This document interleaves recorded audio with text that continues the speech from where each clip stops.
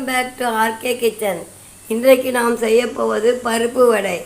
இதற்கு வெங்காயம் போட்டு கருவேப்பிலை போட்டு மிர்ச்சி மிளகாய் போட்டு அரைத்து வைத்திருக்கிறோம். இதை வடையாக தட்டி போடவும்.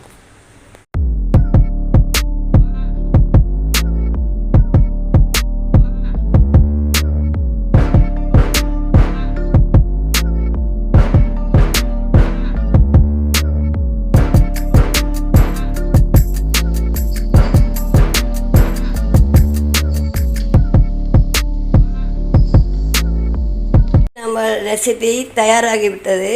இதை பாருங்கள், லைக் பண்ணுங்கள், ஷேர் பண்ணுங்கள், கமெண்ட் பண்ணுங்கள், சப்ஸ்கிரைப் பண்ணுங்கள்.